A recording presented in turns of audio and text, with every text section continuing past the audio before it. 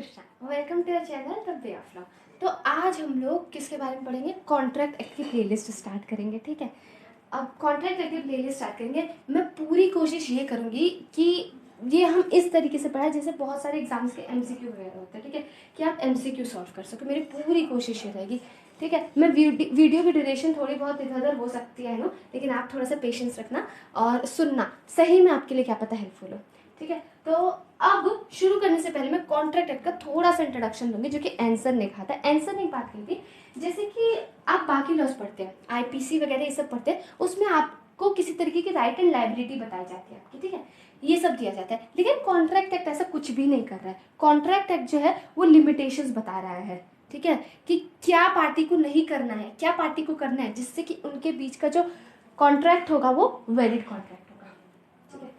मैंने ये जो पहला वीडियो है इस प्लेलिस्ट का ये चुना है कि कॉन्ट्रैक्ट किसे कहते हैं, क्योंकि मतलब मैंने जब कॉन्ट्रैक्ट एक्ट पढ़ लिया था उसके बाद मुझे रियलाइज हुआ कि जब बोलते हैं ना कि किसी चीज का बेस बनता है, तो जो इस सब्जेक्ट का बेस बनता है 25% इस चीज से बनता है कि कॉन्ट्रैक्ट क्या है। अगर आपको समझ आ गया कॉन्ट्रैक्ट क्या है, तब तो आगे के सेक्शन समझना बहुत ईजी है, ठीक है। और ये भी खैर बहुत ईजी है, लेकिन इसमें एमसीक्यूज काफी टेक्निकल तरीके से आते हैं, तो मैं कोशिश करूंगी जितनी भी टेक्निकलिटीज है ना उसे कवर कर सकूं, जिससे कि आप लोग एमसीक्यू सॉल्व कर सके।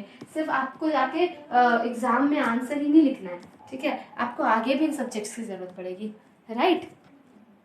तो अब शुरू करते हैं। देखो, सबसे पहला क्या कॉन्ट्रैक्ट होता क्यों है। अब किसी भी चीज को पढ़ने से पहले उसका रीजन जानो, तो ही आपका इंटरेस्ट आएगा समझने में। अब मैं कॉन्ट्रैक्ट आके पढ़ा दूंगी, आप मन किया तो सुनोगे, नहीं सुनोगे नहीं। सबसे पहले जानो कि कॉन्ट्रैक्ट हम पढ़ क्यों रहे हैं, कि कॉन्ट्रैक्ट क्या होता है जानना जरूरी क्यों है। कॉन्ट्रैक्ट क्या होता है जानना इस वजह से जरूरी है, अगर आपका कॉन्ट्रैक्ट ही वैलिड नहीं होगा, अगर पार्टीज के बीच में कॉन्ट्रैक्ट होगा ही नहीं, तो कोर्ट कैसे जाएंगे।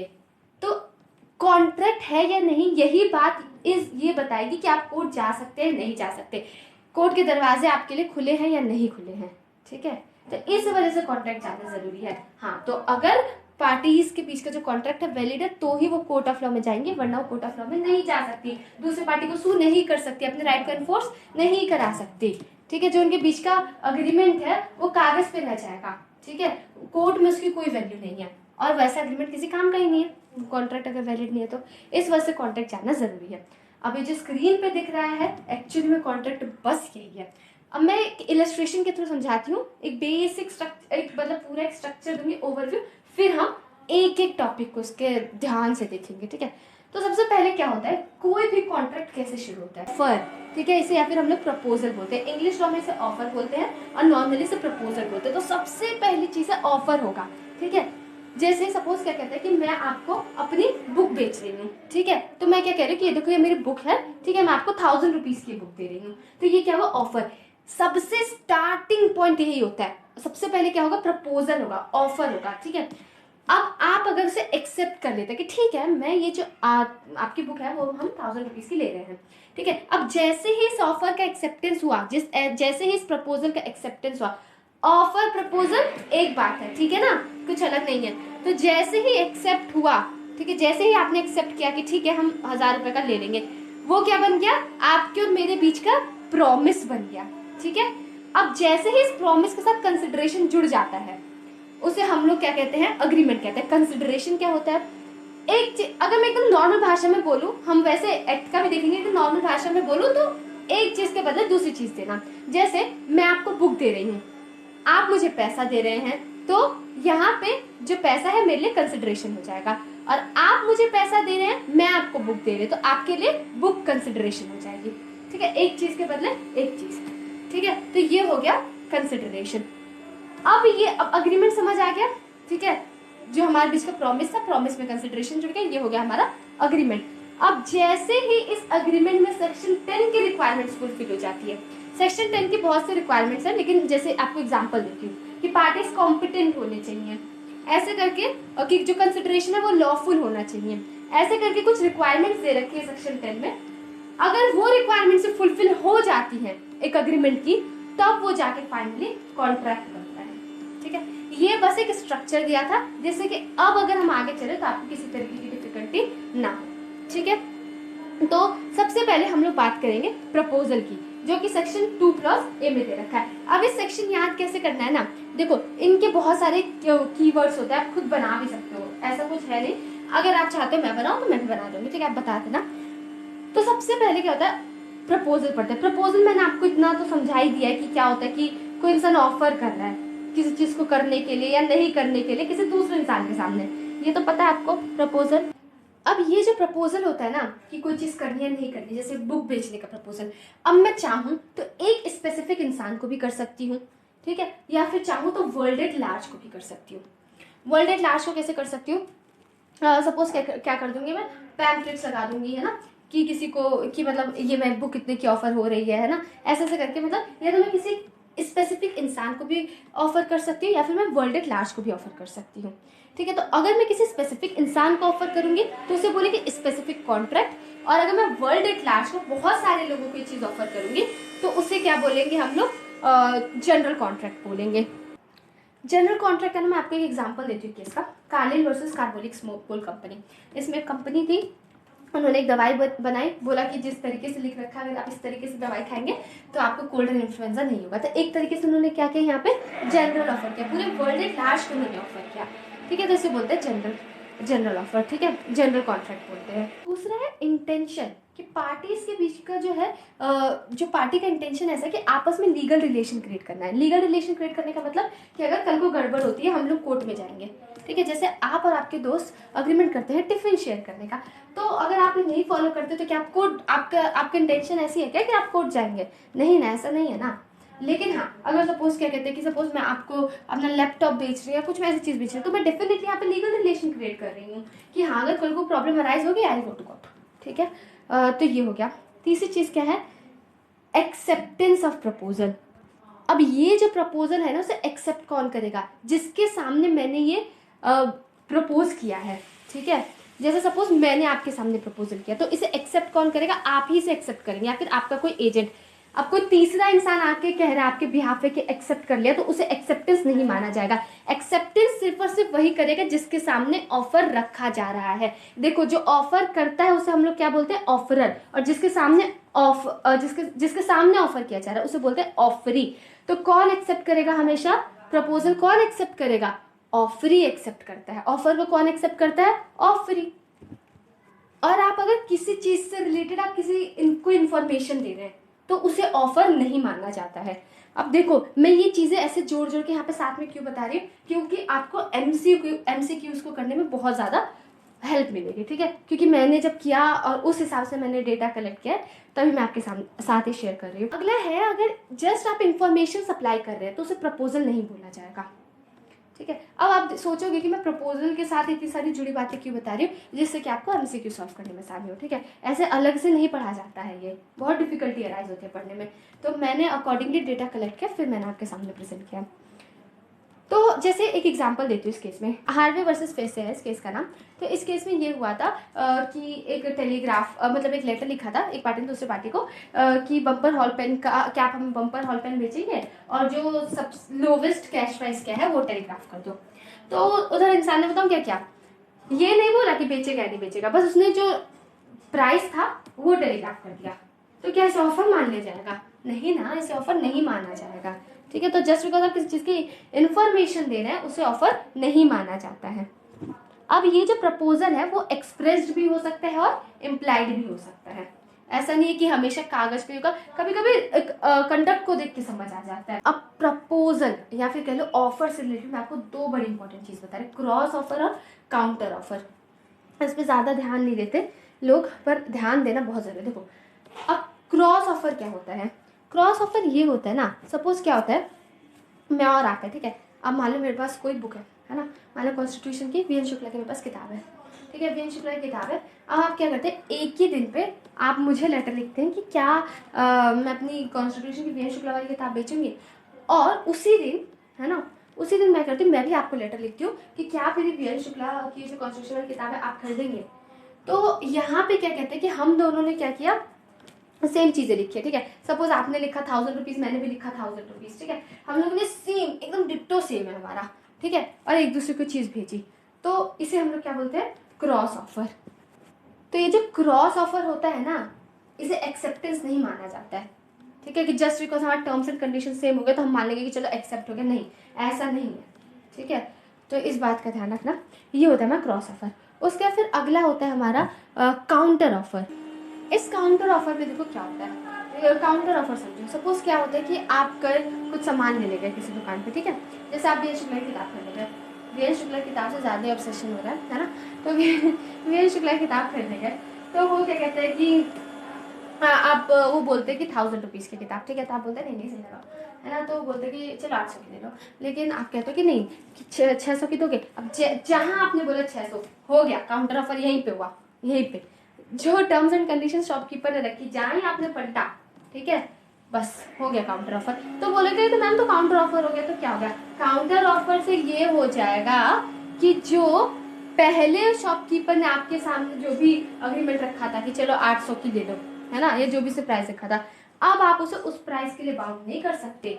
जो पुराना ऑफर था, जैसे ही काउंटर ऑफर आता है वो पुराना ऑफर नॉन एग्जिस्टेंट हो जाता है। पुराना ऑफर की अब कोई बातचीत नहीं है, खत्म। अब वो बाउंड नहीं है आपको 800 की बेचने की। अब वो 1000 बोलेगा, 1000 रुपये भी लेगा ना आपसे, तो आप कहोगे अरे अभी तो बोला था 800 रुपये में, आप कुछ नहीं कर सकते। क्यों? क्योंकि आपने काउंटर ऑफर कर दिया। अब हो गया ऑफर, प्रपोजल समझ आ गया, ये हो गया प्रपोजल। अब आता है अगली चीज़ क्या होती है, उसकी एक्सेप्टेंस।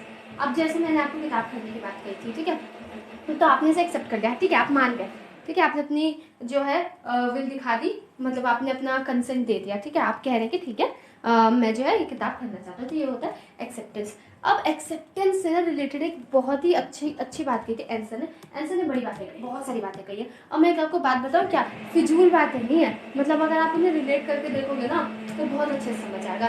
देखो यहाँ पे क्या बोला था, acceptance to an offer is what a lighted matchstick is a train to gun powder. अब देखो, मैंने जब पहली बार कॉन्ट्रैक्ट एक्ट पढ़ा था ना, और मैंने पढ़ा था, तो मैं ऑनेस्ट विथ यू, मुझे बिल्कुल नहीं समझ आया था कि क्या मतलब मुझे कुछ ऐसा समझ आ रहा था कि मतलब अब जो चीज़ शुरू हो चुकी है, मतलब जैसे ऑब्वियसली अगर एक बार आग लग चुकी है तो मतलब वो ख़त्म होके ही दम लेगी, कुछ मुझे ऐसा समझ आता था। मैंने रट तो लिया था उस टाइम, लेकिन मुझे समझ आता। लेकिन अब मैं आपको बताती हूँ इसका क्या मतलब है। इसका मतलब ये होता है ना कि अब रिवोकेशन नहीं होगा, मतलब आप पीछे नहीं पलट सकते, ठीक है। जैसे मतलब आपने एक्सेप्ट कर लिया, अब ना मैं पीछे पलट सकती हूँ और ना ही अब आप पीछे पलट सकते हैं, ठीक है। मुझे किताब देनी पड़ेगी और आपको मेरे को पैसा देना पड़ेगा, ठीक है। अब पीछे पलटने का कोई सवाल नहीं, अब रिवोकेशन का कोई सवाल नहीं है। जैसे हमारे अंदर टेंडेंसीज होती है ना कि अरे बदल लेते हैं। अब जो आपके दिमाग में डाइसी बना था, मतलब अरे कि मतलब ठीक करे ना करे, अब कुछ नहीं हो गया, अब है ना, वो एक कहावत है ना, अब चिड़िया चुग गई खेत तो हो पछतात होत क्या, तो वैसा सही है कि अब हो गया, ठीक है। ये है एक्चुअली में, मतलब आप पीछे नहीं जा सकते, रिवोकेशन का कोई सवाल नहीं उठता है। और आपको अगर समझ आ गया था तो बहुत ही अच्छी बात है ना, लेकिन शायद किसी को ना समझ आया, तो इस वजह से मैंने इस पर इतना एलेबरेट किया। ये एक्चुअली मेरा कहीं ना कहीं थोड़ा सा पर्सनल पर्टिकुलर लाइन के साथ थोड़ा था, इस वजह से मैंने टाइम दिया। आगे चलते हैं। अब एक्सेप्टेंस जो है किसके सामने आप करेंगे। देखो मैंने क्या बताया था कि जो प्रपोजल है ना, प्रपोजल है, हम ऑफरी को करेंगे, तो एक्सेप्टेंस कौन करेगा, किसके साथ एक्सेप्टेंस कौन कर सकता है, ऑफरी कर सकता है, लेकिन किसके सामने किया जाएगा, ऑब्वियसली ऑफरर के सामने, ठीक है। ऑफरी ऑफरर, ठीक है, दो लोग के बीच की बात है, कोई और नहीं आएगा, ठीक है।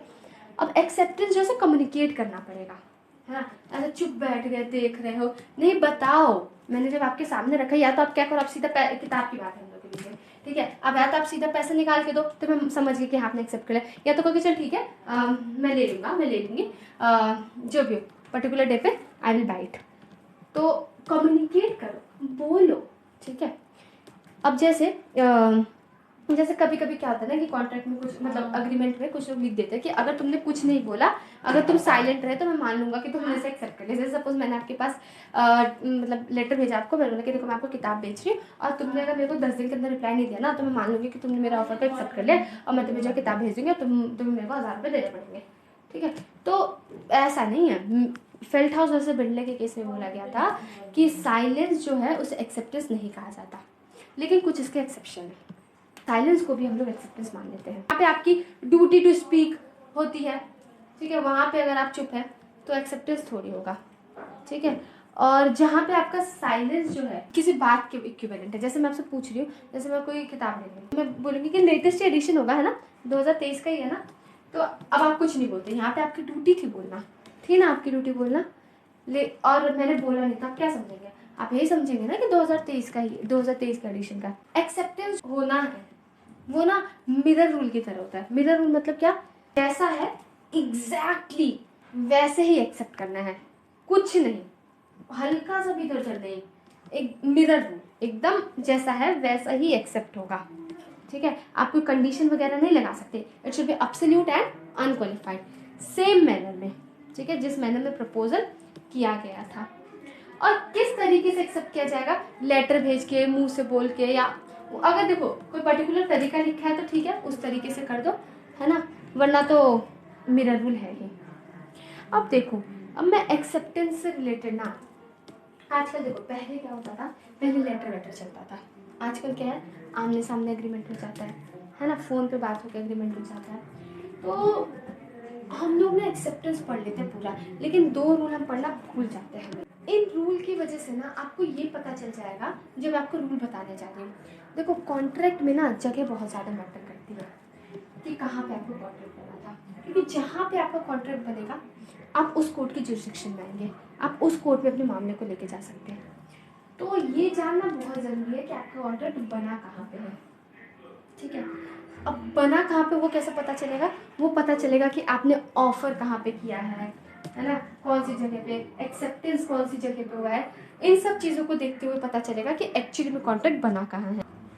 तो इसी चीज़ को जानने के लिए हम ये 2 रूल पढ़ेंगे। मैंने आपको पहले बता दिया हमें रूल पढ़ क्यों रहे, फिर मैं रूल बताने जा रही हूँ। इंस्टेंटेनियस रूल बोलते हैं और बोलते हैं non instantaneous rule. Instantaneous rule क्या होता है? इसे हम लोग नॉन पोस्टल रूल भी कहते हैं, ठीक है। टेलीफोन रूल मतलब जहाँ पे जो पार्टीज हैं आमने सामने हैं, या फिर कह लो फोन पे बात कर रहे हैं, ठीक है, तुरंत तुरंत रिप्लाई हो रहा है, तो इसे हम लोग इंस्टेंटेनियस रूल बोलते हैं। मतलब कोई टाइम गैप नहीं है, जैसे प्रपोजल, एक्सेप्टेंस, इन सब के बीच में किसी भी तरीके का टाइम गैप नहीं है। सपोज मैं क्या कर रही हूँ, आप मेरे सामने हैं, ठीक है, तो यहाँ पे क्या हो रहा है, मैं सबसे पहली चीज़ आपके सामने ही ऑफर कर रही हूँ, ठीक है, आप वहीं पे बोल रहे हैं कि बुक सेल करने का ऑफर कर रहे हो, एंड वहाँ पे आप सामने ही बोल रहे हैं, ठीक है, कि आप हाँ एक्सेप्ट कर रहे हैं, नहीं कर रहे, तो क्या है, टाइम गैप नहीं है। ऑफर में और एक्सेप्टेंस में किसी तरीके का टाइम गैप नहीं है। पहले क्या होता था, लेटर वगैरह के ट्रांजेक्शन होता था तो टाइम गैप रहता था, लेकिन अभी क्या है, हम आमने सामने, तो किसी भी तरीके का जो है टाइम गैप नहीं होगा यहाँ पे। तो ये होता है हमारे इंस्टेंटेनियस रूल में। तब इंस्टेंटेनियस रूल में कॉन्ट्रैक्ट की जगह अलग होती है, और जब हम लेटर वगैरह के थ्रू अपने जब काम वाम करते हैं तो वहाँ पे जो है प्लेस ऑफ कॉन्ट्रैक्ट अलग होती है। तो अभी हम लोग इंस्टेंटेनियस रूल की बात करें, मतलब इंस्टेंट हो रहा है काम तुरंत। अब जैसे मान लो यहाँ पे जो प्रपोजर है वो दिल्ली में है, ठीक है, और जो एक्सेप्टर है वो कहाँ पे, कोलकाता में, दोनों फ़ोन पे बात कर रहे हैं, ठीक है। तो यहाँ पे इंस्टेंटेनियस रूल में कॉन्ट्रैक्ट की जगह वो होती है जहाँ पे एक्सेप्टेंस को सुना जा रहा है। तो एक्सेप्टेंस को कहाँ पे सुना जाएगा? एक्सेप्टेंस को कौन सुनेगा? प्रपोजर सुना जाएगा। तो कहाँ पे सुना जा रहा है? दिल्ली में सुना जा रहा है, ठीक है। तो यहाँ पे हमारा प्लेस ऑफ कॉन्ट्रैक्ट क्या होगा? दिल्ली होगा। अब नॉन इंस्टेंटेनियस रूल देखते हैं, ठीक है। नॉन इंस्टेंटेनियस रूल में मान लो जो प्रपोजर है वो दिल्ली में है और जो एक्सेप्टर है यहाँ पे कोलकाता में, ठीक है। तब यहाँ पे प्लेस ऑफ कॉन्ट्रैक्ट क्या होता है? यहाँ पे प्लेस ऑफ कॉन्ट्रैक्ट वो होता है जहाँ से एक्सेप्टेंस को पोस्ट किया जा रहा है। तो एक्सेप्टर कहाँ है? कोलकाता में। तो एक्सेप्टेंस को कहाँ से पोस्ट करेगा? कोलकाता से। तो प्लेस ऑफ कॉन्ट्रैक्ट क्या होगा? कोलकाता। अब आपने देखा दोनों में फ़र्क है। वहाँ पे कहाँ था इंस्टेंटेनियस रूल में? वहाँ पे था जहाँ पे एक्सेप्टेंस को सुना जा रहा है, वहाँ पे दिल्ली में था। लेकिन यहाँ पे क्या है, जहाँ से एक्सेप्टेंस को पोस्ट किया जा रहा है, यानी कि कोलकाता में। तो हो गया प्रपोजल, ठीक है, एक्सेप्टेंस भी हो गया। अब आपकी प्रॉमिस बन गए। अब इस प्रॉमिस के साथ क्या जुड़ेगा? कंसिडरेशन, तब जाके एग्रीमेंट होगा, है ना। तो अब कंसिडरेशन क्या होता है? कंसिडरेशन को हम लोग बोलते हैं cued pro Q for promise, promise के बदले दी गई चीज़, ठीक है। जैसे मैंने अभी आपको एग्जांपल दिया, जैसे आपने मुझसे बुक खरीदी, है ना, तो उसके बदले आपने मुझे पैसा दिया, तो मेरे लिए पैसा कंसिडरेशन हो गया। आपने मुझे पैसा दिया, है ना, और उसके बदले मैंने आपको बुक दी, तो बुक क्या होगा आपके लिए? कंसिडरेशन। अब सेक्शन 25 आपको देखना पड़ेगा अगर कंसिडरेशन पढ़ना है तो। देखो, कोई सा भी अग्रीमेंट, ठीक है, जिसमें कंसिडरेशन नहीं होता है, पहली बात तो वो चीज़ अग्रीमेंट बनेगी ही नहीं जिसमें कंसिडरेशन नहीं है।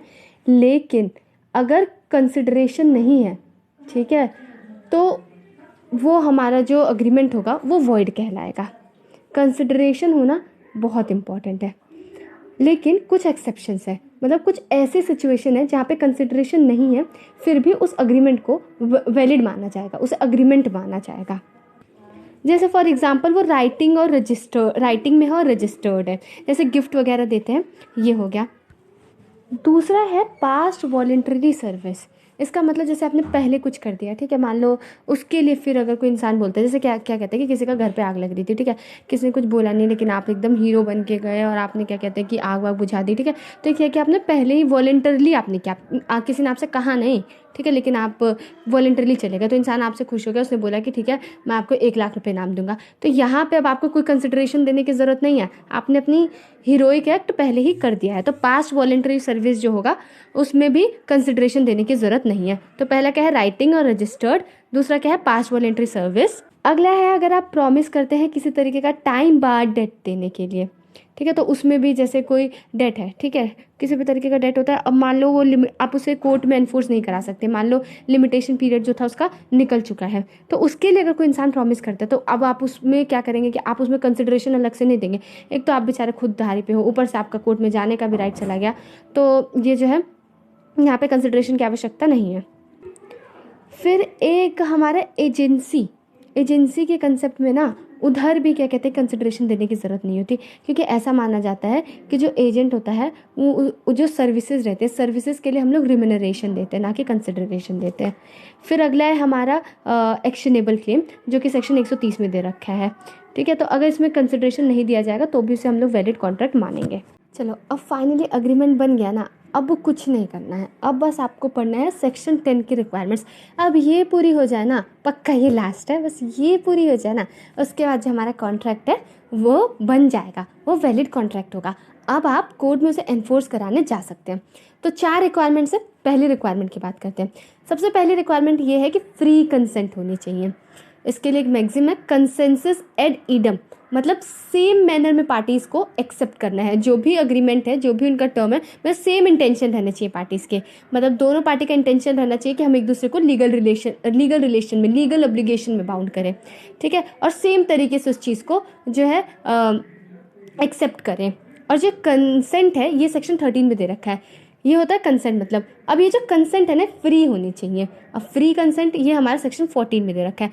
कोई भी कंसेंट जो कि कोercion, अनड्यू इन्फ्लुएंस, फ्रॉड, मिसरिप्रेजेंटेशन या मिस्टेक के थ्रू नहीं होता है, उसे हम लोग फ्री कंसेंट मानते हैं। अब इनका मतलब क्या है, देखो मैं यहाँ पे डिटेल में तो देखो नहीं बता पाऊंगी, लेकिन शॉर्ट में बता देती हूँ। तो कोercion मतलब वही डरा वरा के लेना, ठीक है, मतलब थ्रेट करना कि कोई वो ऐसा काम कर देंगे जो कि आईपीसी में फॉरबिडन है, मतलब आईपीसी में जो ऑफेंस दिए गए उसमें से कोई काम कर देंगे, कर या तो कर ही दे या फिर थ्रेट करे, मतलब डरा धमका के, कोercion मतलब ये हो गया, ठीक है। उसके बाद अगला है अनड्यू इन्फ्लुएंस। अनड्यू इन्फ्लुएंस जो है सेक्शन 16 में दे रखा है। यहाँ पे बताऊँ क्या होता है कि एक पार्टी जो रहती है दूसरे पार्टी को डोमिनेट कर सकते हैं, इस पोजीशन में रहती है।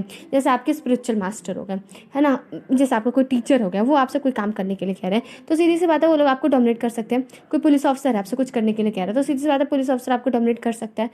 तो अगर आप उनके बहकावे में आके कोई काम कर देते हैं, किसी चीज़ मतलब कोई किसी तरीके का कॉन्ट्रैक्ट में एंटर कर जाते हैं, तो वहाँ पे आपके कंसेंट को फ्री नहीं माना जाएगा। अच्छा एक और बात बताती हूँ जो कि आपको एमसीक्यू सॉल्व करने में मदद करेगा। यहाँ पे ना जब जहाँ पे भी हम लोग अनड्यू इन्फ्लुएंस की बात करते हैं, यहाँ पे जो बर्डन ऑफ प्रूफ रहता है ना, बताओ किसके ऊपर होगा, बर्डन ऑफ प्रूफ यहाँ पे उस इंसान के ऊपर रहता है जो कि डोमिनेटिंग पोजीशन में रहता है, ठीक है। नॉर्मली तो उस पार्टी के ऊपर रहता है जो कोर्ट में जाता है, लेकिन नहीं, अनड्यू इन्फ्लुएंस में ऐसा नहीं है। अनड्यू इन्फ्लुएंस में उसके ऊपर रहेगा जो कि डोमिनेटिंग पोजीशन में। अगर बस ये पार्टी इतना दिखा दे कि जो ट्रांजेक्शन है वो अनकॉन्शनेबल है। अनकॉन्शनेबल मतलब कोई एक रीजनेबल इंसान ऐसे कॉन्ट्रैक्ट में नहीं एंटर करता। जैसे कोई अपना करोड़ का घर 10 लाख रुपए में नहीं बेचेगा, ठीक है।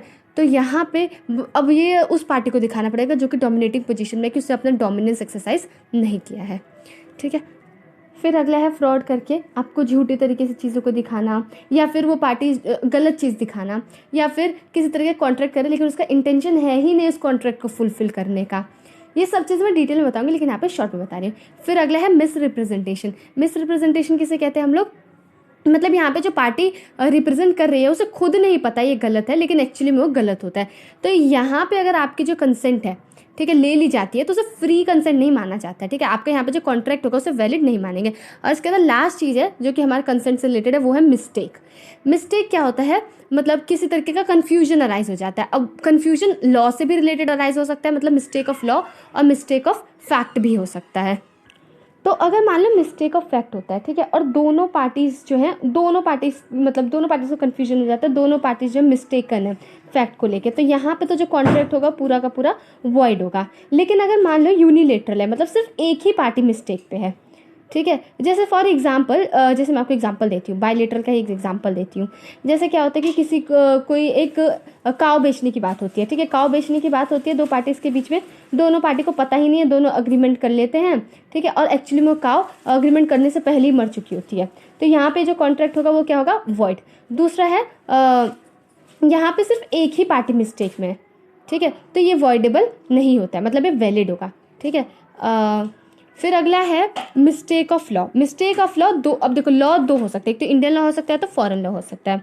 तो अगर इंडियन लॉ में है, ठीक है, तो वैलिड ही रहेगा, चाहे दोनों पार्टीज मिस्टेकन हो या सिर्फ एक ही पार्टी मिस्टेकन हो। लेकिन अगर फॉरेन लॉ है तो यहाँ पे मिस्टेक ऑफ फैक्ट वाला रूल लग जाएगा। मतलब ये होगा कि अगर दोनों पार्टी मिस्टेकन है तो वॉइड होगा, लेकिन अगर सिर्फ एक पार्टी मिस्टेकन है फॉरेन लॉ को लेके, तो वहाँ पे वो वॉइडेबल नहीं होगा, उसे वैलिड माना जाएगा। तो पहला हो गया सेक्शन 10 का एसेंशियल फ्री कंसेंट।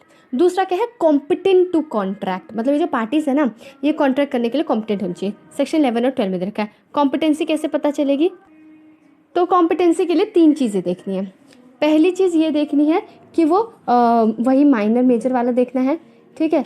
दूसरा ये देखना है साउंड माइंड, है ना। और तीसरा ये देखना है कि वो किसी लॉ से जो है वो डिस्क्वालीफाइड नहीं होना चाहिए।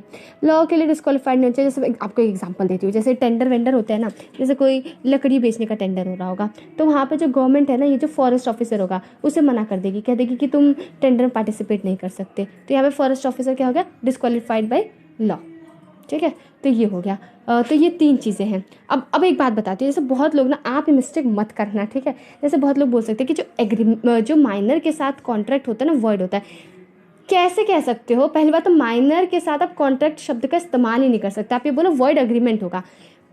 आप एक बात बताओ, कॉन्ट्रैक्ट बनने के एसेंशियल ये है ना कि जो पार्टीज हैं वो मेजर होनी चाहिए। भाई वो माइनर है तो पहली बात तो कॉन्ट्रैक्ट बना ही नहीं है, तो वॉइड कॉन्ट्रैक्ट नाम की तो कोई चीज़ है ही नहीं, ठीक है। तो ये क्या होगा, एग्रीमेंट वॉइड होता है, कॉन्ट्रैक्ट थोड़ी वॉइड होता है। वॉइड इस वजह से हो रहा है ना कि कोई रिक्वायरमेंट नहीं फुलफिल हुई होगी, और रिक्वायरमेंट ही नहीं फुलफिल हुई तो कॉन्ट्रैक्ट कैसे बनेगा।